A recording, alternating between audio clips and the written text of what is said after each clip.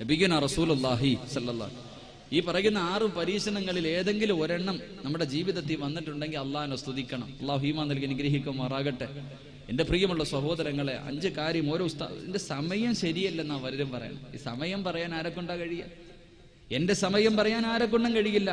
അള്ളാഹുവിന്റെ ഖുർആൻ പറഞ്ഞു, വമാ തദ്രി നഫ്സുൻ മാദാ തക്സിബു ഗദാ. അത് നാളെ എന്ത് സംഭവിക്കുന്നു പറയാൻ അള്ളാഹിനെ കഴിയൂ, വേറെ ആർക്കും കഴിയില്ല. പിന്നെ അള്ളാഹു ആർക്കെങ്കിലും ഇപ്പൊ പ്രവാചകന്മാർക്ക് മുഅ്ജിസത്തുകളുണ്ട്, കറാമത്തുകളുണ്ട്, അതൊക്കെ നിഷേധിക്കാൻ പാടില്ല. അതൊക്കെ ഉള്ള കാര്യം, അത് നമ്മുടെ വിഷയമല്ല. എന്റെ പ്രിയമുള്ള സഹോദരങ്ങൾ, അതുകൊണ്ട് 6 പരീക്ഷണങ്ങൾ അള്ളാഹു ഈമാൻ നൽകി അനുഗ്രഹിക്കുമാറാകട്ടെ. അള്ളാഹു ഇഷ്ടപ്പെട്ടവർക്ക് അള്ളാഹു കൊടുക്കുന്ന 6 പരീക്ഷണങ്ങളിൽ ഒന്നാമത്തെ പരീക്ഷണമേതാ? അല്ലാഹുവിന്റെ വിശുദ്ധമായ ഖുർആൻ പറയുകയാണ്, വലനബ്ലുവന്നകും ബിശൈഇൻ മിനൽ ഖൗഫി വൽ ജൂഇ വനഖസിൻ മിനൽ അംവാലി വൽ അൻഫുസി വസ്സമറാത്ത് വബശിരിസ് സാബിരീൻ. അല്ലാഹുവിന്റെ വിശുദ്ധമായ ഖുർആൻ പറഞ്ഞു തരികയാ, എന്റെ പ്രിയമുള്ളവരെ, അല്ലാഹു ഇഷ്ടപ്പെട്ട അടിമയ്ക്ക് അല്ലാഹു കൊടുക്കുന്ന 6 പരീക്ഷണങ്ങളിൽ ഒന്നാമത്തെ പരീക്ഷണം ഏതെന്നറിയുമോ? വൽ ഖൗഫ്. അല്ലാഹു ഭയം കൊടുത്ത് പരീക്ഷിക്കുകയാണ്. അല്ലാഹു ഭയം കൊടുത്തു പരീക്ഷിക്കുകയാ. അവന് ജീവിക്കാൻ തന്നെ പേടിയാണ്. ശത്രുക്കൾ മുഴുവനും ഒറ്റക്കെട്ടാവുകയാണ്. ജീവിക്കാൻ തന്നെ പേടിയാണ്. എന്റെ പ്രിയമുള്ളവരെ, ലോകത്ത് ഏറ്റവും കൂടുതൽ പേടിച്ച് ജീവിച്ചതാരെന്നറിയുമോ? അല്ലാഹുവിന്റെ പ്രവാചകന് 13 വർഷക്കാലം അള്ളാന്റെ റസൂൽ ഒരൊറ്റ രാത്രി പോലും സമാധാനമായി ഉറങ്ങിയിട്ടില്ല. 13 വർഷക്കാലം ലോകത്തിന്റെ നേതാവ് ശത്രുക്കളെ പേടിച്ചാ ജീവിച്ചത്. എന്റെ പ്രിയമുള്ളവരെ, എങ്ങനെ പേടിക്കാതിരിക്കും? അല്ലാഹുവിന്റെ പ്രവാചകന്റെ സഹാബാക്കളെ വല്ലാത്ത പീഡനങ്ങളായിരുന്നല്ലോ. ഒരു ദിവസം അല്ലാഹുവിന്റെ റസൂൽ മരുഭൂമിയിലൂടെ നടന്നു പോകുമ്പോ മഹാനായ സയ്യിദുനാ ബിലാൽ റളിയല്ലാഹു തആല അൻഹു പടച്ചവനെ മുസ്ലിമായതിന്റെ പേരിൽ വസ്ത്രങ്ങൾ മുഴുവനും അടിച്ചു മാറ്റിയിട്ട് മരുഭൂമിയുടെ മടിത്തട്ടിൽ മലർത്തി കിടത്തിയിട്ട് കരിമ്പാറയെടുത്ത് തന്റെ നെഞ്ചത്ത് വെച്ചിട്ട് ചാട്ടമാറ് കൊണ്ട് തന്റെ യജമാനന്മാര് തല്ലിച്ചതച്ചു കൊണ്ടിരിക്കുമ്പോ ബിലാൽ തങ്ങൾ പറയും, എനിക്ക് കുടിക്കാൻ അല്പം വെള്ളം തരുമോ? എന്റെ തൊണ്ട പൊട്ടുകയാണ്. ഞാനിപ്പോൾ ഇവിടെ കിടന്ന് ദാഹിച്ച് മരിക്കുമെന്ന് തന്റെ യജമാനനോട് വെള്ളത്തിന് വേണ്ടി യാചിക്കുമ്പോ അതാ തന്റെ യജമാനൻ ഒട്ടകത്തിന്റെ മൂത്രമെടുത്ത് കൊണ്ടുവന്ന് ബിലാൽ റളിയല്ലാഹു തആല അൻഹുവിന്റെ വായ്ക്കകത്തേക്ക് മൂത്രമൊഴിച്ചു കൊടുക്കുമ്പോൾ ഒട്ടകത്തിന്റെ മൂത്രമെടുത്തിട്ടതാ ബിലാൽ റളിയല്ലാഹു തആല അൻഹുവിന്റെ വായിലേ കുഴിച്ചു കൊടുക്കുമ്പോ ബിലാൽ തങ്ങളെ നോക്കുമ്പോൾ അല്ലാഹുവിന്റെ റസൂൽ ഇങ്ങനെ നടന്നു പോവുകയാണ്. ബിലാൽ വിളിക്കുന്നു, യാ റസൂലല്ലാഹ്, അല്ലാഹുവിന്റെ നബിയേ, ഒന്ന് രക്ഷിക്കുമോ നബിയേ, ഒന്ന് സഹായിക്കുമോ നബിയേ? അല്ലാഹുവിന്റെ പ്രവാചകൻ പറയുന്നു, ബിലാലേ, ക്ഷമിക്കു ബിലാലേ. അല്ലാഹുവിന്റെ റസൂൽ നടന്നു പോവുകയാണ്. എന്റെ പ്രിയമുള്ളവരെ, സഹാബത്തിന്റെ ജീവിതം എങ്ങനെയായിരുന്നു? അല്ലാഹുവിന്റെ റസൂലിന്റെ അവസ്ഥ എന്ത്? മക്കയിൽ നിന്ന് മദീനയിലേക്ക് ഹിജ്റ പോകുന്ന രാത്രിയുണ്ടല്ലോ, അല്ലാഹുവിന്റെ പ്രവാചകന്റെ വീട് മുഴുവനും ശത്രുക്കൾ വളഞ്ഞിട്ടിരിക്കുകയാ. വീടിന്റെ വെളിയിലിറങ്ങിയാൽ വെട്ടിക്കൊല്ലുന്നതിന് വേണ്ടി ശത്രുക്കൾ മുഴുവനും ആയുധം പിടിച്ചുകൊണ്ട് അല്ലാഹുവിന്റെ റസൂലിന്റെ വീട് വളഞ്ഞിരിക്കുമ്പോ അല്ലാഹുവിന്റെ റസൂല് കിടന്ന സ്ഥലത്ത് മഹാനായ അലിയാർ തങ്ങളെ പിടിച്ചു കിടത്തിയിട്ട് സൂറത്തു യാസീനിലെ ഒരായത്തോതിയിട്ട് ഒരു പിടി മണ്ണ് വാരി ശത്രുക്കളുടെ മുഖത്തേക്ക് വലിച്ചെറിഞ്ഞിട്ട് അല്ലാഹുവിന്റെ റസൂൽ ഇറങ്ങി നടക്കുകയാണ്. ഇങ്ങനെ നടന്നു പോകുമ്പോ മഹാനായ സയ്യിദുനാ അബൂബക്കർ സിദ്ദീഖ് റളിയല്ലാഹു തആല അൻഹു അല്ലാഹുവിന്റെ റസൂലിന്റെ കയ്യിൽ പിടിച്ചിട്ട് പറയുന്നു, യാ റസൂലല്ലാഹ്, മരുഭൂമിയിലൂടെ നടക്കല്ല നബിയേ, മരുഭൂമിയിലൂടെ നടക്കല്ല നബിയേ. അങ്ങയുടെ കാൽപ്പാടുകൾ പിന്തുടർന്നുകൊണ്ട് ശത്രുക്കൾ നമ്മളെ വന്ന് പിടിക്കും നബിയേ. എന്റെ ചുമലിലേക്ക് കയറി നബിയേ. അല്ലാഹുവിന്റെ പ്രവാചകനെ തന്റെ ചുമലിലേക്ക് കയറ്റിയിട്ട് അബൂബക്കർ സിദ്ദീഖ് തങ്ങൾ നടക്കുകയാണ്. അല്ലാഹുവേ, തോളിൽ വെച്ചുകൊണ്ട് കുറച്ച് മുന്നോട്ട് നടക്ക്, പിന്നെ തിരിച്ചു വന്ന് പാടുകൾ മുഴുവനും മായിച്ചു കളയുകയാ. എന്നിട്ടതാ പോയിട്ട് എന്റെ പ്രിയമുള്ളവരെ, സൗർ ഗുഹയ്ക്കകത്ത് അല്ലാഹുവിന്റെ പ്രവാചകനും അബൂബക്കർ സിദ്ദീഖ് റളിയല്ലാഹു തആല അൻഹു രണ്ടുപേരും 3 ദിവസത്തോളം അതിനകത്ത് ഒളിച്ചു കഴിഞ്ഞു എന്ന് ചരിത്രം പഠിപ്പിക്കുമ്പോ എന്റെ പ്രിയമുള്ളവര്, നമ്മൾ എന്തിനാ പേടിക്കുന്നത്? അള്ളാഹു ഇഷ്ടപ്പെട്ടവർക്ക് അള്ളാഹു ഭയം കൊടുക്കുകയാണ്. നമ്മുടെ രാജ്യമാര് ഭരിക്കട്ടെ, നമ്മുടെ രാജ്യമാര് ഭരിക്കട്ടെ, ശത്രുക്കൾ മുഴുവനും ഒറ്റക്കെട്ടാകട്ടെ. നമ്മൾ ആരെയാ പേടിക്കേണ്ടത്? ഞാനും നിങ്ങളും ആരെയാ പേടിക്കേണ്ടത്? നമ്മളൊക്കെ മരിക്കാൻ പേടിയില്ലാത്തവരല്ലേ? എന്റെ പ്രിയമുള്ളവരെ, ലോകത്ത് ഒരേ ഒരു മനുഷ്യൻ മാത്രമേ റബ്ബേ എനിക്ക് നല്ല മരണം തരണേ എന്ന് ദുആ ചെയ്യാറുള്ളൂ. അത് നമ്മളാ ചെറുപ്പക്കാരാ, അത് നമ്മളാ സഹോദരങ്ങള്. പാങ്കും വിളിച്ചു ഇഖാമത്തും കൊടുത്തു. എപ്പോഴാണ് പള്ളിക്കകത്ത് വെള്ള തുണിയിൽ കൊണ്ട് കിടത്തുന്നത്, ഇമാമ് കയറി എപ്പോഴാണ് കൈകെട്ടുന്നതെന്ന് ചിന്തിച്ച് നടക്കുന്നവരാ. നിനക്കും നിങ്ങൾക്കും മരിക്കാൻ പേടിയില്ലല്ലോ.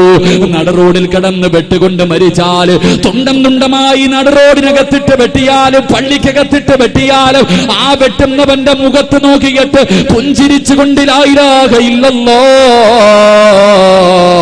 എന്നുറക്കെ പറഞ്ഞു മരിക്കാൻ കാത്തിരിക്കുന്നവരാ. അതുകൊണ്ട് എന്റെ പ്രിയമുള്ളവരെ, നമ്മളാരും ആരെയും ഭയപ്പെടണ്ട, നമ്മളാരെയും പേടിക്കണ്ട. നമ്മളെ എന്തിനാണ് റബ്ബിനെ മാത്രം പേടിച്ച് ജീവിക്കു ചെറുപ്പക്കാരാ. അതുകൊണ്ട് എന്റെ പ്രിയമുള്ളവരോട് പറയുകയാണ്, അള്ളാഹു ഇഷ്ടപ്പെട്ടവർക്കേ അള്ളാഹു പേടി കൊടുക്കൂ. ശത്രുക്കൾ മുഴുവനും ഒറ്റക്കെട്ടാവ്. നിനക്കെതിരെ നാട്ടുകാര് മുഴുവനും തിരിയും, മഹല്ല് മുഴുവനും തിരിയും, കുടുംബക്കാര് മുഴുവനും തിരിയും, ഈ പ്രപഞ്ചം മുഴുവനും നിനക്കെതിരെ തിരിഞ്ഞാലും നീ പേടിക്കണ്ട. അള്ളാഹിനിഷ്ടം കൂടിയത് കൊണ്ടാ പടച്ചവൻ നിനക്ക് പേടി തരുന്നത്. അതുകൊണ്ട് എന്റെ പ്രിയമുള്ളവരോട് പറയുകയാ, അള്ളാഹു ഇഷ്ടപ്പെട്ട അടിമയ്ക്ക് അള്ളാഹു കൊടുക്കുന്ന ഒന്നാമത്തെ പരീക്ഷണമേതെന്നറിയുമോ? അള്ളാഹു കൊടുക്കുന്ന ഒന്നാമത്തെ പരീക്ഷണം വൽ ഖൗഫ്.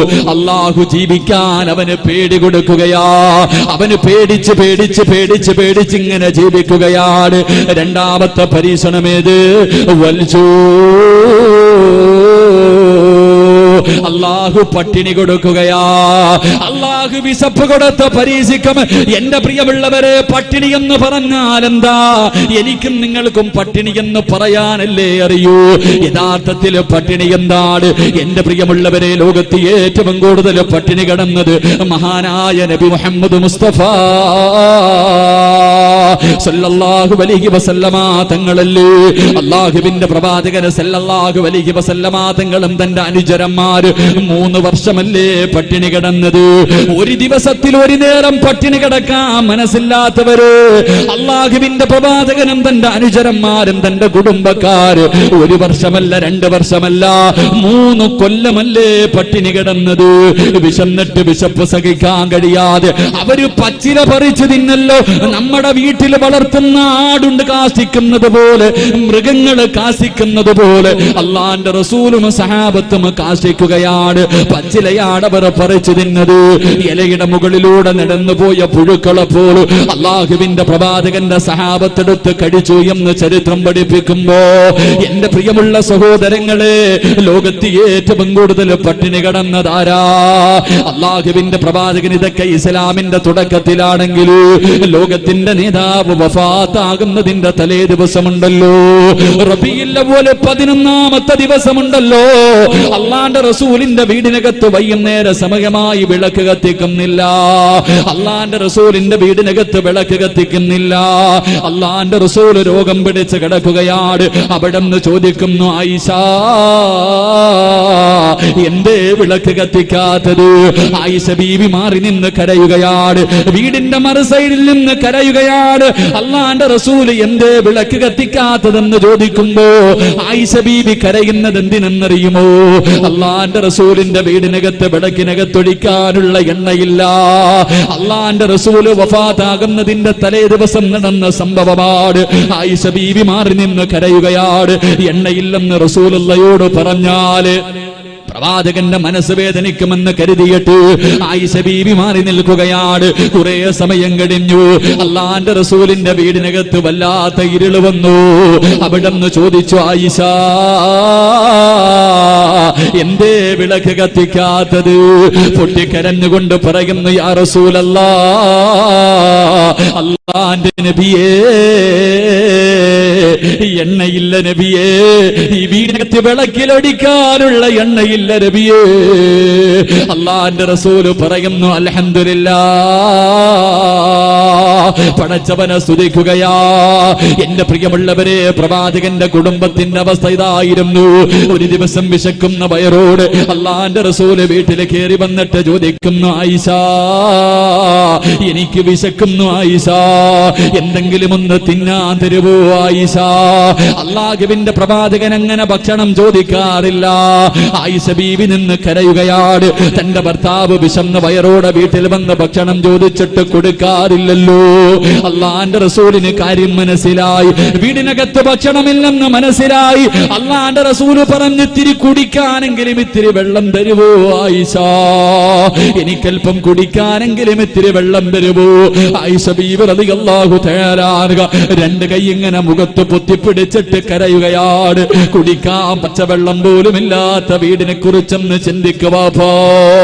അല്ലാഹുവിന്റെ റസൂൽ ആയിഷ ബീവിയെ കെട്ടിപ്പിടിച്ചിട്ട് അവിടെന്ന് പറയുന്നു, കരയല്ലേ ആയിഷ, ഇന്ന് ഞാൻ സുന്നത്ത് നോമ്പ് പിടിച്ചു കൊള്ളാം ആയിഷ. എന്റെ പ്രിയമുള്ളവരെ, പട്ടിണി എന്ന് പറഞ്ഞാലിതാ അല്ലാഹുവിന്റെ പ്രവാചകനും തന്റെ അനുചരന്മാര് വയറ്റത്ത് കല്ല് വെച്ച് കെട്ടിയിട്ട് നടന്നു പോയെന്ന് ഉസ്താദന്മാര് പറയുമ്പോ ഇന്നത്തെ യുവതലമുറ ചോദിക്കും, ഉസ്താദ് കല്ല് വെച്ച് കെട്ടിയാ വിശപ്പ് മാറുവോ? കല്ല് വെച്ച് കെട്ടിയാ വിശപ്പ് മാറുവോ? ഇങ്ങനെയൊക്കെ പട്ടിണിയുണ്ടോ? അല്ലാഹുവിന്റെ റസൂലിന്റെ ഭാര്യ ആയിഷ ബീവി പറയുകയാണ്, ലൗകാന ഇന്ധനാദുഹുനു, എന്റെ വീടിനകത്തെങ്ങാണം വിളക്കിനകത്തൊടിക്കുന്ന എണ്ണയുണ്ടായിരുന്നെങ്കിൽ ആ എണ്ണയെടുത്ത് കുടിച്ചിട്ട് എന്റെ വിശപ്പ് മാറ്റുമായിരുന്നു എന്ന് ആയിഷ ബീവി പറഞ്ഞെങ്കിലോ. എന്റെ പ്രിയപ്പെട്ട യുവതലമുറയോട്, മക്കളെ, പട്ടിണി എന്താണെന്ന് നിനക്കറിയുവോ? പട്ടിണി എന്ന് നാവ് കൊണ്ട് പറയുന്നവരാ, ജീവിതത്തിൽ പട്ടിണി എന്താണെന്ന് അനുഭവിക്കാത്തവരാ. എങ്കിലും പട്ടിണി ഏതെന്നറിയുമോ? അല്ലാഹുവിന്റെ പ്രവാചകൻ ഒരു ദിവസം മസ്ജിദ് നബവിയിലേക്ക് നടന്നു വരുമ്പോ അല്ലാഹുവിന്റെ റസൂലിന്റെ പ്രിയപ്പെട്ട പൊന്നുമോള് ഫാത്തിമ, എന്റെ കാസർഗോഡ് ചെറുക്കളയിൽ ഒരുമിച്ച് കൂടിയ എന്റെ പ്രിയപ്പെട്ട പെങ്ങളെ, അല്ലാഹുവിന്റെ റസൂലിന്റെ പ്രിയപ്പെട്ട പൊന്നുമോള് ഫാത്തിമ ബീബി റളിയല്ലാഹു തആല അൻഹ വീടിന്റെ മുന്നിലൂടെ റസൂലുള്ളാഹി നടന്നു വരുമ്പോ വീടിനകത്ത് വല്ലാത്ത കരച്ചിൽ കേൾക്കുകയാ. രണ്ട് കുഞ്ഞുങ്ങള് വീടിനകത്ത് കിടന്ന് കരയുകയാണ്. അല്ലാഹുവിന്റെ റസൂല് വീട്ടിൽ കയറിയിട്ട് പറയുന്നു, മോളെ ഫാത്തിമ, മക്കള് കിടന്ന് കരയുന്നു മോളെ, മക്കൾക്ക് പാല് കൊടുക്കു ഫാത്തിമ.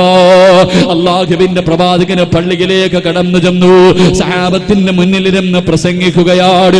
പക്ഷേ ഫാത്തിമ ബീവിയുടെ വീടിനകത്ത് വല്ലാത്ത കരച്ചിലാണ്. റസൂലുള്ളാഹി വീണ്ടും വിളിച്ചു പറഞ്ഞു, ഫാത്തിമ, പാല് കൊടുക്കു പൊന്നുമോളെ. പിന്നെയും അല്ലാഹുവിന്റെ റസൂല് പ്രസംഗിച്ച് മൂന്നാമതും കരച്ചിലിന്റെ ശബ്ദം കേൾക്കുകയാ. അല്ലാഹുവിന്റെ റസൂല് പിന്നെയും വിളിച്ചു പറഞ്ഞു, പാല് കൊടുക്കു ഫാത്തിമ. നാലാമതും കരച്ചിലിന്റെ ശബ്ദം കേൾക്കുമ്പോ അല്ലാഹുവിന്റെ റസൂല് പള്ളിക്കകത്ത് നിന്നിറങ്ങുകയാണ്. റസൂലുള്ളാഹി വല്ലാതെ ദേഷ്യം വന്നു. അല്ലാഹുവിന്റെ റസൂലിന് വല്ലാതെ ദേഷ്യം വന്നു. വീട്ടിലേക്ക് കടന്നു ചെന്നു. എന്നിട്ട് അല്ലാഹുവിന്റെ റസൂല് ചോദിക്കുന്നു, ഫാത്തിമ, ഇത്ര കരുണയില്ലാതെ പോയോ ഫാത്തിമ? ഇത്ര കരുണയില്ലാതെ പോയോ ഫാത്തിമ? നിന്റെ സ്വന്തം മക്കള് വിശന്ന് കിടന്ന് കരയുമ്പോ അവർക്കൊന്ന് പാല് കൊടുക്കാൻ പോലും നിനക്ക് മനസ്സില്ലേ ഫാത്തിമ? വഴക്ക് പറഞ്ഞപ്പോ, അല്ലാഹുവിന്റെ റസൂല് വഴക്ക് പറഞ്ഞപ്പോ ഫാത്തിമ ബീവി റളിയല്ലാഹു തആല അൻഹ പൊട്ടിക്കരയുകയാണ്. രണ്ട് കൈയുമെടുത്ത് മുഖത്ത് പൊത്തിപ്പിടിച്ചിട്ട് അല്ലാഹുവിന്റെ റസൂലിന്റെ പൊന്നുമോള് സ്വർഗത്തിന്റെ റാണിയിരെന്ന് കരയുന്നത് കണ്ടപ്പോ കാരുണ്യത്തിന്റെ പ്രവാചകന് സഹിക്കാൻ കഴിഞ്ഞില്ല.